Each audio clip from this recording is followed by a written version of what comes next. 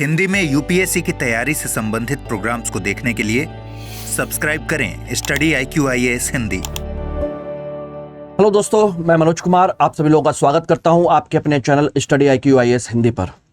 दोस्तों, आज मैं आप लोगों के साथ एक महत्वपूर्ण विषय पर चर्चा करने जा रहा हूं और वो विषय है कि 2026-27 के लिए जो आप लोग तैयारी कर रहे हैं उसकी प्रारंभिक और मुख्य परीक्षा की रणनीति क्या होनी चाहिए। बहुत सारे लोग अपने अपने तरीके से रणनीति बनाते हैं और कुछ लोग बिना रणनीति के भी तैयारी करते हैं। जैसे कि उनको लग रहा हो कि पंचवर्षीय योजना है, कुछ ना कुछ कर ही लेंगे, थोड़ा तैयारी करना शुरू कर देते हैं। बस किसी ने कह दिया और अपना लग्गा शुरू हो गया। दोस्तों, लेकिन एक चीज ध्यान रखिएगा कि यूपीएससी अगर आपने उसको पाने का सपना देखा है तो फिर ये ध्यान समझ लीजिए कि वो उसको पाने के लिए आपको एक विशेष रणनीति की आवश्यकता होगी। यानी कि यूपीएससी एक ऐसा योद्धा है जिससे आपको लड़ना भी है और लड़ने के साथ उससे जीतना भी है। ये ध्यान रखिएगा। और केवल लड़ने नहीं जाना है बल्कि उससे जीतना है, उसे हराना है और अपने आप को प्रूफ करना है कि मैं यूपीएससी के बनाए हुए जो योद्धा हैं, जो क्वेश्चंस हैं, जो पैटर्न है, जो उसकी रिक्वायरमेंट है, उससे कहीं ज्यादा बड़ा योद्धा हूं मैं, उनसे कहीं ज्यादा योग्य हूं। तो डेफिनेटली आप विजेता होंगे। अगर ये रणनीति नहीं है तो फिर आप लड़ते रहेंगे और शहीद होते रहेंगे। जैसे सामान्य सैनिक युद्ध में जाते हैं और वो बहुत सारे सैनिक केवल मरने के लिए ही जाते हैं, लड़ने के लिए जाते हैं, उनको जीतना ना जीतना कोई फर्क नहीं पड़ता है। और दूसरी चीज, एक और चीज ध्यान रखिएगा, वो और ज्यादा महत्वपूर्ण है। वो ये है कि अगर आप किसी भी युद्ध में जीतना चाहते हैं तो आपको एक अच्छा सारथी, एक अच्छा कोच, एक अच्छा मेंटर, एक अच्छा गाइड आपके साथ होना बहुत जरूरी है, जो आपको समय समय पर सही रणनीति, सही दिशा आप लोगों को दिखा सके और बता सके कि यहां पर यह कमी है। देखिए, महाभारत का युद्ध या कोई भी युद्ध, रामायण में भी अगर देखेंगे तो राम जी रावण के साथ युद्ध करने जाते हैं, लेकिन उनके साथ बहुत बड़े बड़े रणनीतिकार हैं, जामवंत हैं, सुग्रीव हैं और भी बहुत सारे लोग हैं। ठीक है ना। महाभारत में भी अर्जुन के साथ में कृष्ण है। तो ऐसे कौन सी युद्ध है, कौन सी ऐसी रणनीति है जिसमें एक कोच या मेंटर की आवश्यकता नहीं है। और बिना रणनीति के कोई युद्ध जीता नहीं जाता। इसलिए आज हम चर्चा कर रहे हैं प्रारंभिक और मुख्य परीक्षा की रणनीति को लेकर के, और इसमें हम जानने की कोशिश करेंगे कि क्या हमें दोनों एग्जाम्स को लेकर के एक ही रणनीति बनाने की आवश्यकता है या दोनों रणनीति बनाने की आवश्यकता है। लोग नहीं समझ पाते हैं। जैसे मैं बताऊं, मैंने अपना फर्स्ट अटेम्प्ट मैंने दिया था तो आराम से मैंने प्री क्वालिफाई किया, मेंस दिखा, उसके बाद 3 इंटरव्यू दिए। अनफॉर्चुनेटली सिलेक्शन नहीं हुआ। यूपीपीसीएस में 2009 में सिलेक्शन लिया, मैंने जॉब नहीं किया और आप लोगों को साथ पढ़ने पढ़ाने का मौका मिला, अच्छा लगा और मुझे सेटिस्फेक्शन भी मिला कि मैंने अच्छा किया कि उस समय मैंने एक लोअर पोस्ट पर जॉब ज्वाइन ना करके आप लोगों को पढ़ाने का दायित्व संभाला मैंने। और इसमें एक कोच, एक मेंटर की भूमिका निभाने का सबसे बड़ा दायित्व मिला है कि आप लोगों को सही रास्ता, सही दिशा आप लोगों को दिखाई जाए। और इसी पॉइंट ऑफ व्यू से मैं आज आप लोगों के साथ में चर्चा कर रहा हूं कि आप इस चीज को समझें कि बिना रणनीति के युद्ध में जाने का मतलब है शहीद होना, आत्महत्या करना। ठीक है।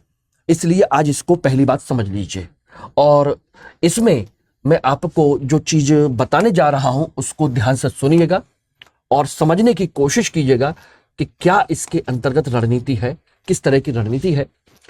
तो देखिए, ये आप लोग अच्छे से जानते हैं कि यूपीएससी का एग्जाम क्वालिफाई करना है तो आपको इसके 2 एग्जाम होते हैं। सामान्य तौर पर छात्र समझते हैं कि इसके 3 एग्जाम होते हैं, 3 स्टेज होती हैं, लेकिन ऐसा नहीं है। बल्कि एग्जाम 2 ही होते हैं। एक होता है प्री एग्जाम जिसे हम प्रारंभिक परीक्षा कहते हैं और दूसरा होता है मेंस। ठीक है ना। ये 2 एग्जाम होते हैं, प्री और मेंस। नोटिफिकेशन उठा करके देखिएगा, आपको समझ में आ जाएगा कि यही है। ठीक है ना। और प्री एग्जाम में आपके जो क्वेश्चन पेपर होता है, जो क्वेश्चन या कह सकते हैं पेपर होते हैं, वो आपके 2 पेपर होते हैं और पेपर फर्स्ट, पेपर सेकंड, एक जीएस का होता है और एक सी सेट का पेपर होता है। लेकिन इस पेपर का जो क्वेश्चन का कंसेप्ट होता है वो होता है multiple choice questions, MCQ based होता है। 4 ऑप्शन में से आपको एक ऑप्शन चयन करना है, ठीक है ना। और इस 4 ऑप्शन में से चाहे जीएस का हो चाहे सीसेट का हो, उसमें से आपको चयन करके लगभग अगर आप इसमें से 50% क्वेश्चन सही कर लेते हैं तो डेफिनेटली आप लोग क्वालिफाई कर जाएंगे, यू विल क्वालिफाई डेफिनेटली, ठीक है ना। ये आपको करना है, लेकिन इतने क्वेश्चंस सही होने चाहिए, ठीक है ना। लेकिन मेंस के एग्जाम में आपके इसके 2 पार्ट होते हैं जो आप लोगों को समझना चाहिए। एक होता है रिटन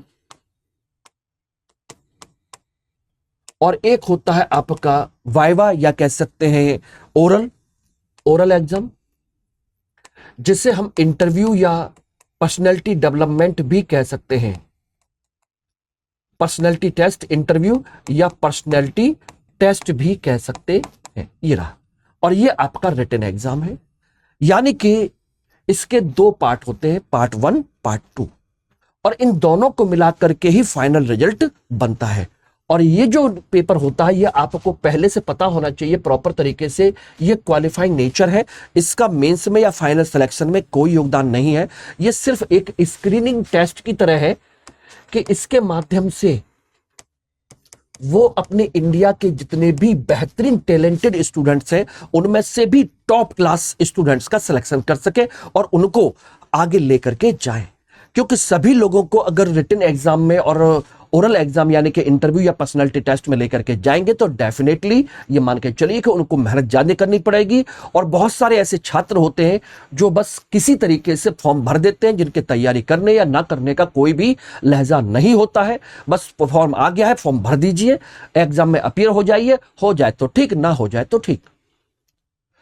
उन्होंने यूपीएससी की प्रिपरेशन को लेकर कभी भी सीरियस तैयारी भी नहीं की होती। यही वजह है कि 7-8 लाख फॉर्म भरे जाते हैं, जिनमें से मुश्किल से 50 से 60 हजार स्टूडेंट ही सीरियस स्टूडेंट होते हैं, जिनके बीच में रियली में कंपटीशन होता है। 50 से 60 हजार मैक्सिमम, 1 लाख का आंकड़ा भी आसानी से नहीं पहुंचता, जो बहुत अच्छे स्टूडेंट्स माने जाते हैं। रियल कंपटीशन 50 से 60 हजार स्टूडेंट्स के बीच में होता है और उन्हीं को मेंस का दरवाजा देखने का मौका मिलता है, उनमें से कुछ को, सबको भी नहीं। तो आप में से जितने भी सीरियस छात्र हैं ये ध्यान रखिएगा, आप लोग अगर अपने आप को 50-60 हजार की, पहला जो कंसेप्ट है कि 50-60 हजार लोगों के बीच में शामिल हो, तो फिर आपको उसी तरीके से रणनीति अपनानी पड़ेगी। तो ये ध्यान रखिएगा, खाली ये मत सोचिएगा प्री पास कर लेंगे, मेंस पास कर लेंगे, ये कर लेंगे, नहीं। स्टेप बाय स्टेप ये एक कंसेप्ट है कि भाई पहले हमारा क्या कंसेप्ट होना है कि हमें टॉप 50 हजार, 60 हजार, 70 हजार लोगों के बीच में जाना होगा। और उसके लिए क्या करना है, उसके लिए हम क्या करना है, खाली प्री पास करके 50-60 हजार स्टूडेंट के बीच में पहुंच जाएंगे, ये कोई मतलब नहीं है कि चलो हम प्री की तैयारी कर लेते हैं, प्री पास कर लेंगे तो हम उन लोगों के बीच में पहुंच जाएंगे। जी नहीं, 50-60 हजार स्टूडेंट्स वो होते हैं दोस्तों जिनके पास एबिलिटी होती है आईएएस ऑफिसर बनने की, आईएएस ऑफिसर बनने की, यानी कि जिनमें प्री पास करने की भी, मेंस की तैयारी का भी और इंटरव्यू की तैयारी का भी एक अच्छा स्टैंडर्ड, एक अच्छा लेवल उनके पास मौजूद है, ठीक है ना। बस कंडीशन यह है कि उनमें से जो कुछ लोग जो है प्री पास करेंगे तो मेंस में पहुंच जाएंगे, उन्हीं के बीच में कंपटीशन होना है, यह ध्यान रखिएगा। तो योद्धा हमेशा योद्धा होते हैं और वो 50-60 हजार ही योद्धा हैं, और वो योद्धा विशेषज्ञ हैं हर चीज के, प्री के लिए, मेंस के लिए और इंटरव्यू, तीनों चीजों के लिए विशेषज्ञ भी हैं, उनके जानकार भी हैं।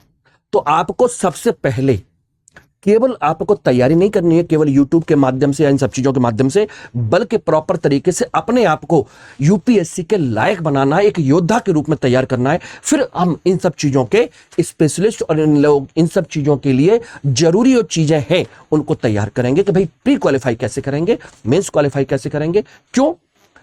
क्योंकि सभी 50-60 हजार लोग भी प्री क्वालिफाई नहीं कर पाते, सभी 50-60 हजार रिटन एग्जाम यानी कि मेंस एग्जाम क्वालिफाई नहीं कर पाते, और सभी लोग इंटरव्यू क्वालिफाई नहीं कर पाते। उनके बीच भी कंपटीशन है, अर्जुन और कर्ण भी दोनों बेहतरीन योद्धा हैं, बेहतरीन धनुर्धर हैं, लेकिन जीतेगा वही जिसमें समय, परिस्थिति और गाइडेंस के अनुसार निर्णय लेने की क्षमता है और एक अच्छा निर्णय ले पाता है, एक अच्छा डिसीजन लेकर के आगे बढ़ पाता है, तैयारी कर पाता है, वही विजेता बनता है। वरना योद्धा दोनों में से कोई कम नहीं था, जीता अर्जुन।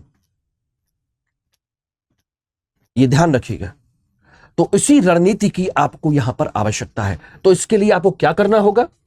इसके लिए सबसे पहला, देखिए, पहली चीज तो यह है कि आप लोगों को तैयारी जो करनी है, फर्स्ट स्टेप, चाहे आप घर पे बैठ करके तैयारी करें या कहीं पर भी तैयारी करें, पहले आपको जरूरत है बेसिक, और बेसिक के साथ साथ आपका कहा जाए कि एक फाउंडेशन की तैयारी करना। बेसिक कम फाउंडेशंस, इस चीज की आपको तैयारी करना। यानी कि आपको प्री, मेंस, इंटरव्यू तीनों लेवल पर जो चीजें कॉमन होती हैं, जो चीजें जरूरी है, उनका पूरा कंसेप्ट क्लियर होना चाहिए। यानी कि पूरा का पूरा कंसेप्चुअल क्लैरिटी होनी चाहिए हर सब्जेक्ट की। अब इसमें चाहे वो जीएस की हो, और जीएस प्री के लिए हो या मेंस के लिए हो, ध्यान रखिएगा, और आपका सीसेट भी हो, ठीक, प्लस आपका निबंध भी हो, ऐसे, ठीक है ना, या भाषा की चीजें हो, लैंग्वेज का पेपर होता है वो हो, या आपका वैकल्पिक विषय हो, ये सब आपका अभी से बिल्कुल पूरी तरीके से तैयार हो जाना चाहिए, फाउंडेशन तैयार हो जाना चाहिए, यानी कि जिससे आप किसी भी लेवल पर किसी से कम ना पड़े। तो पहला कंसेप्ट है कि आपके जीएस के प्री और मेंस का पूरा सिलेबस एक बार तैयार हो, बेसिक्स प्रॉपर तरीके से, स्पेशलाइजेशन ना हो, कोई दिक्कत नहीं है। एक बार आपकी सीसेट की तैयारी हो चुकी हो, निबंध के बारे में बेसिक सारी चीजें आपको पता हो, भाषा यानी कि इंग्लिश और हिंदी, अगर हिंदी लैंग्वेज है तो हिंदी आपका इतना तैयार हो कि आप थोड़ा सा मेहनत करेंगे तो पास कर जाएंगे, क्योंकि ये क्वालिफाइंग होता है। और वैकल्पिक विषय यानी कि, और इसके बारे में इसकी आपके पास प्रॉपर तरीके से एक बार रीडिंग हो चुकी हो, एक बार नोट्स बन चुका हो, सारी चीजें हो चुकी हो। इससे क्या होगा, आप एक योद्धा के रूप में तैयार हो चुके हैं, डेफिनेटली मान के चलिए। अब इसमें इसके माध्यम से आप सोचे कि प्री पास हो जाएगा, ऐसा नहीं है, या मेंस पास हो जाएगा, ऐसा भी नहीं है। यानी कि प्री, मेंस और इंटरव्यू तीनों का आधार आपका तैयार हो गया, इसी को कहते हैं हम आधार आपका तैयार होना। यानी कि फर्स्ट स्टेप में आपने अपने आप को एक आधार के रूप में तैयार कर लिया है, यह आपका आधार है। अगर 2026-27 की तैयारी कर रहे हैं, 28 के लिए तैयारी कर रहे हैं, कभी भी तैयारी कर रहे हैं, तो ये डेफिनेटली आप ध्यान रखिएगा, ठीक है ना। पहली स्टेज में आपका ये रहा। सेकंड स्टेज में आप जाते हैं, जो सेकंड स्टेप होता है, सेकंड स्टेप ध्यान रखिएगा दोस्तों, सेकंड स्टेप होता है आपका प्रॉपर तरीके से, जिसे हम रणनीतिक स्ट्रेटजिक चरण कहते हैं, इसे हम रणनीति कहते हैं। और रणनीति में इसके अंतर्गत जो चीजें आएंगी वो ध्यान रखिएगा, वो आएंगी आपके लिए अब प्री पास करने की और मेंस पास करने की रणनीति। यानी कि यहां पर आप योद्धा तो बन गए, अब युद्ध के मैदान में आपको जीतना है, और जीतने के लिए आपको विभिन्न प्रकार के जो व्यू हैं, चाहे चक्र व्यू हो या गरुड़ व्यू हो या आपका कहा जाएगा क्रैक व्यू हो, कोई भी व्यू हो, केकड़ा व्यू कहते हैं उसको, ठीक है ना, वो हो या कोई भी हो, उन सारे व्यू को क्रॉस करना है, और उसके लिए आपको एक अलग रणनीति चाहिए। इसको मैं डिस्कस करूंगा। पहले तो आपको यह समझ में आ गया होगा कि पहले आपको क्या करना है, अपना फाउंडेशन तैयार करना है, और ये सारी चीजें तैयार करनी है। अगर आपने इन सब चीजों की तैयारी नहीं की है तो आप सोचती हैं कि प्री पास कर लेंगे, तो बेटा एक चीज ध्यान रखना, बिना बेस के प्री भी पास नहीं होता, बिना बेस के मेंस भी नहीं होता।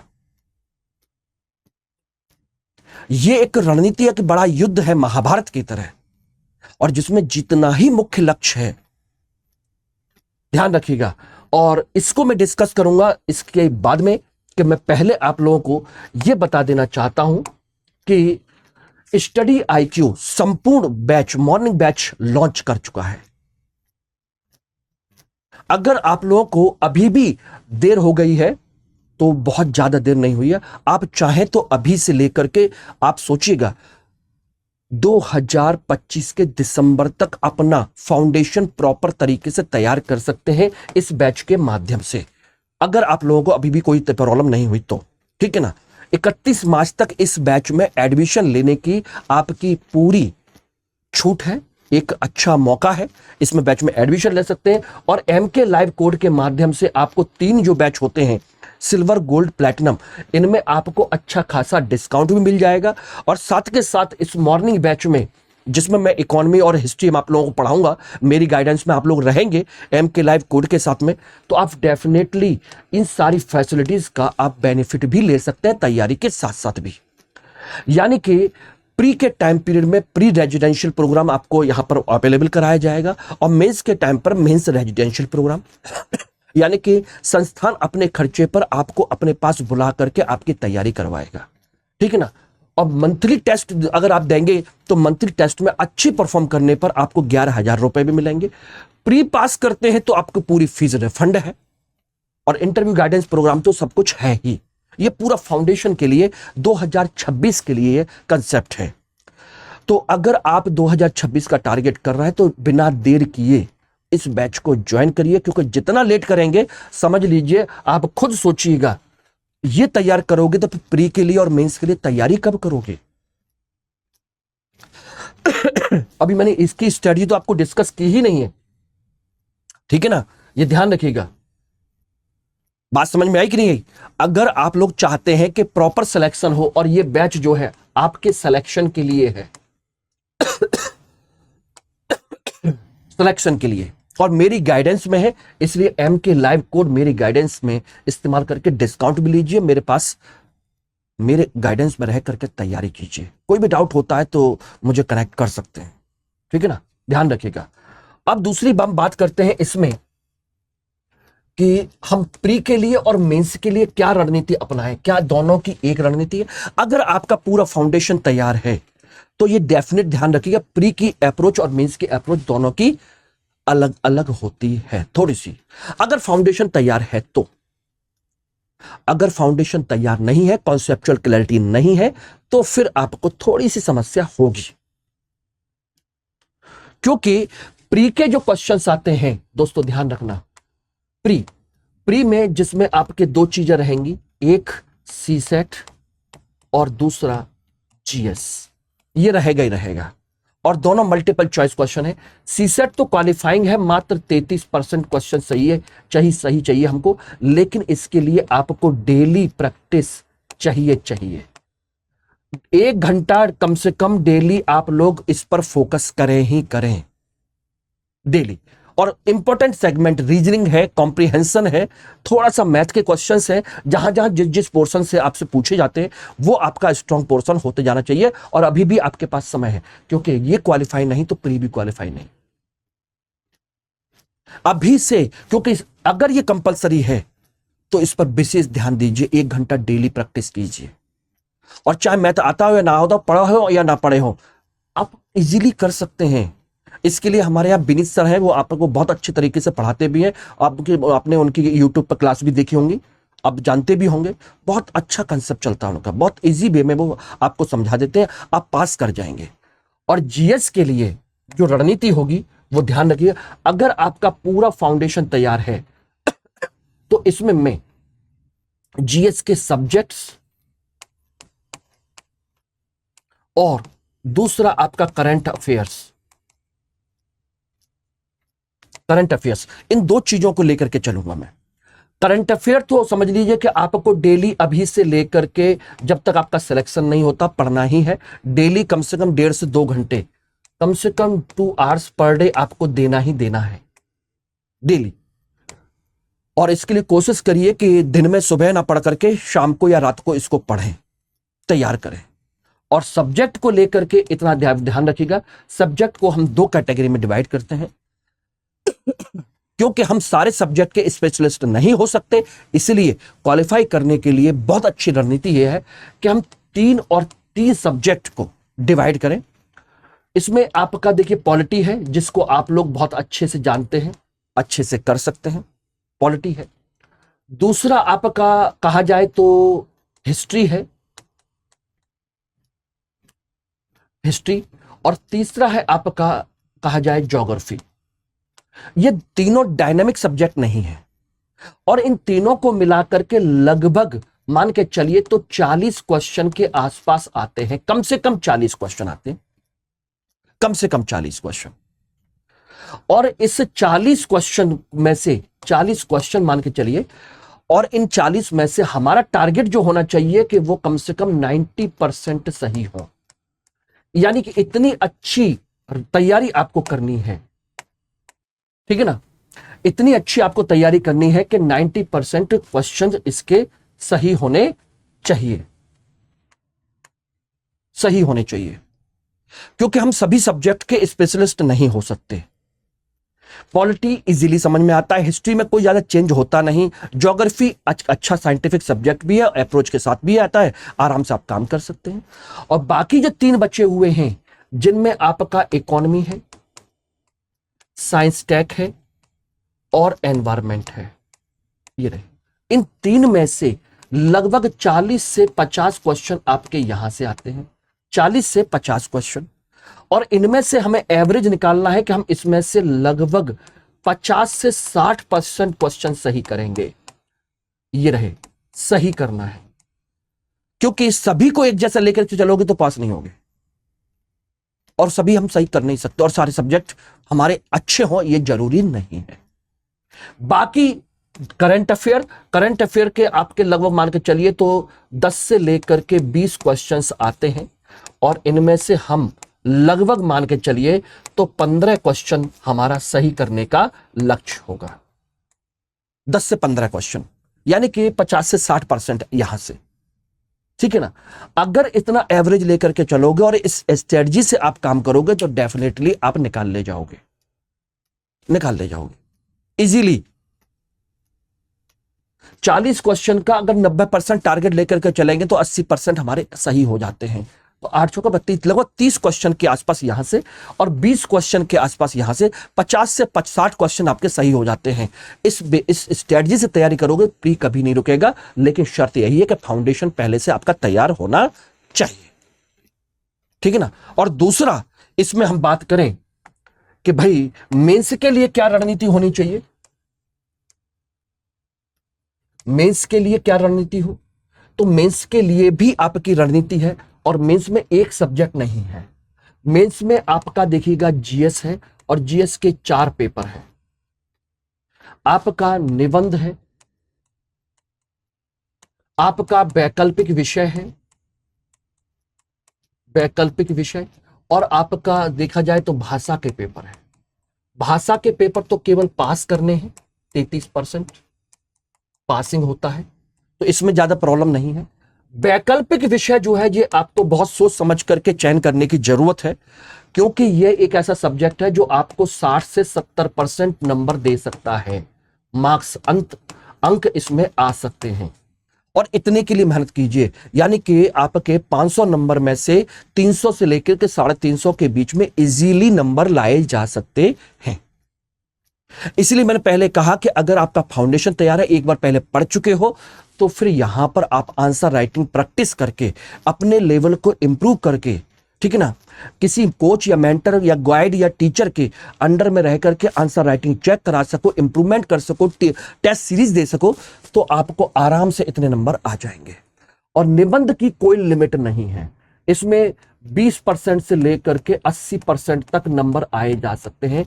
इसके लिए अब कंडीशन यही है कि जितना अच्छा आपका जीएस होगा, जितनी आपकी अच्छी सोच होगी, जितनी अच्छी आपका करंट अफेयर होगा, उतना बेहतरीन नंबर इसमें ला सकते हो।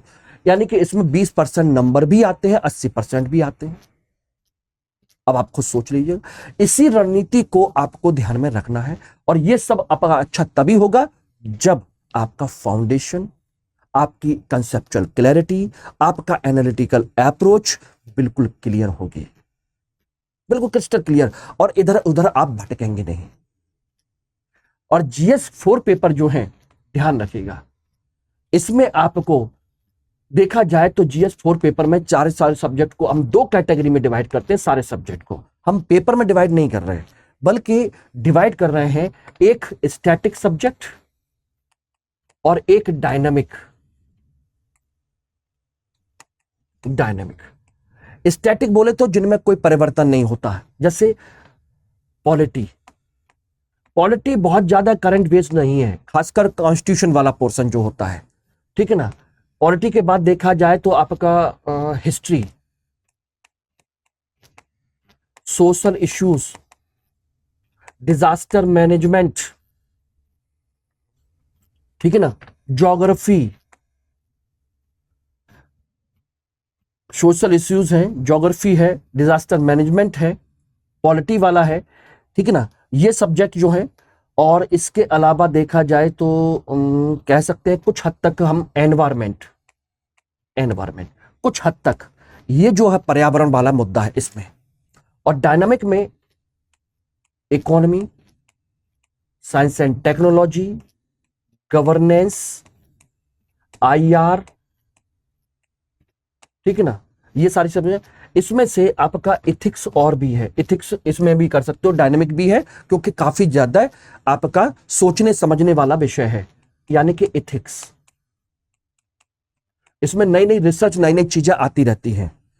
तो इसमें आपका करंट बेस्ड एनालिटिकल अप्रोच ज्यादा होती है, और इसको उसी पैटर्न से तैयार करें, रट्टा ना माने, समझें क्यों और कैसे। और इसमें आप सीधी सीधी चीजें एक बार तैयार कर लोगे तो बार बार उसी तरह से मिलती जुलती चीजें आपकी आती हैं। मूल अधिकार हैं, बहुत कम परिवर्तन होते हैं। राष्ट्रपति के अधिकार शक्तियां हैं, उनसे क्वेश्चन बनता है तो वो ज्यादा परिवर्तन नहीं होता, ठीक है ना। राज्य के नीति निर्देशक तत्व है, लिमिटेड है। तो संविधान से संबंधित चीजें लिमिटेड हैं, उनमें ज्यादा परिवर्तन नहीं होता। इतिहास में कोई परिवर्तन होता नहीं। ज्योग्राफी और इन्वायरमेंट, इकोलॉजी, एनवायरमेंट के कुछ पर्यावरण के मुद्दे जो हाल फिलहाल में चर्चित हुए हैं उनको छोड़ दिया जाए तो बाकी सब स्टैटिक है। डिजास्टर मैनेजमेंट का पूरा एक कंसेप्ट है, वो एक बार पढ़िए तो बार बार वही चीजें आएंगी, क्योंकि बार बार नई चीजें इसमें नहीं आती। हाँ, इसमें एक चीज और भी है, वो आपका इसमें आ सकता है, और वो है आपका इंटरनल सिक्योरिटी। ये रहे, और ये सब छोटे छोटे मुद्दे आपको दिखाई देते हैं।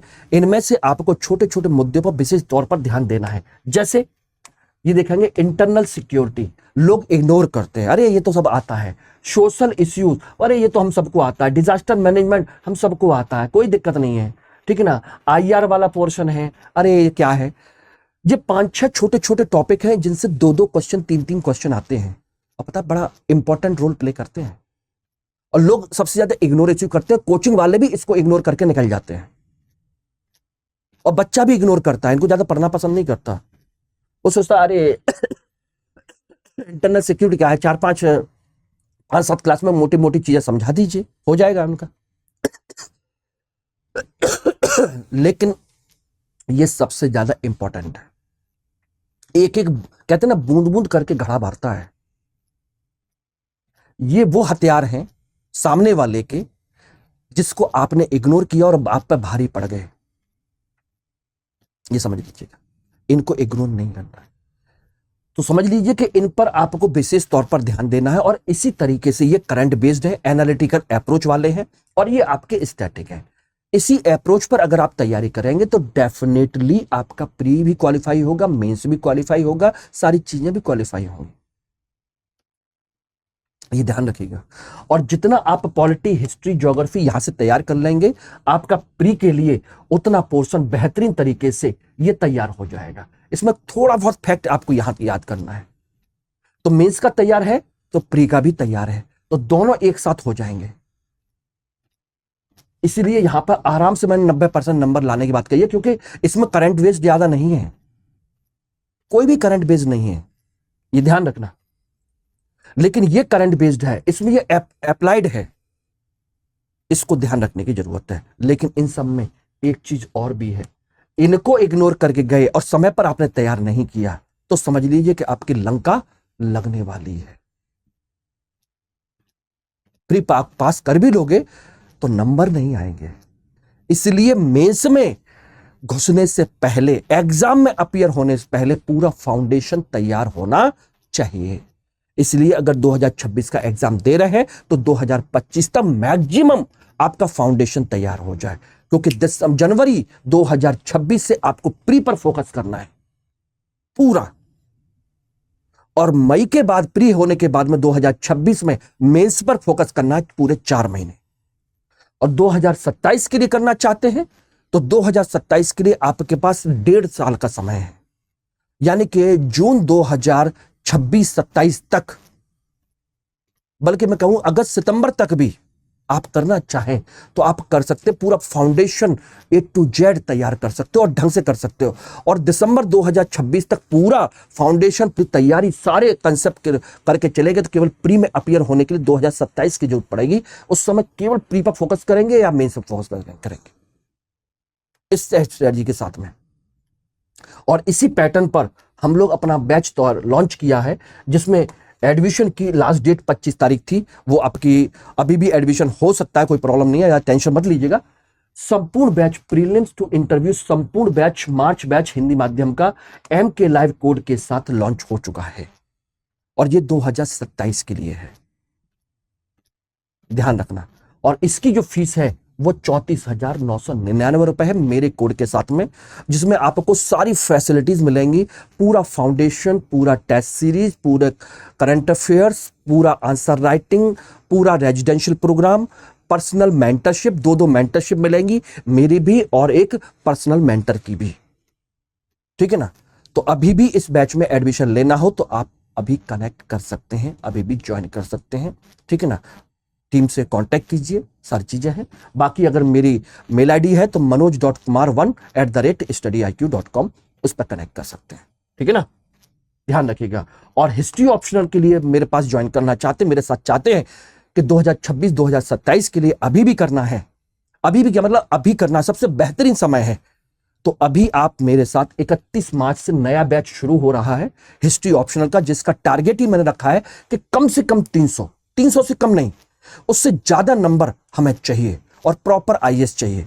तो हिस्ट्री बैच को मेरे साथ ज्वाइन कर सकते हैं, ठीक है ना। MK लाइव कोड यूज करके आपको डिस्काउंट में आपको एडमिशन मिल जाएगा, और इसकी क्लास डेली 1 बजे होती ही है। इसमें live classes, test series, answer writing, everything include, matter वेटर सब आपको इसमें प्रोवाइड कराया जाएगा, ठीक है ना। तो मार्च बैच को इसको ज्वाइन कर लीजिए। Thank you very much.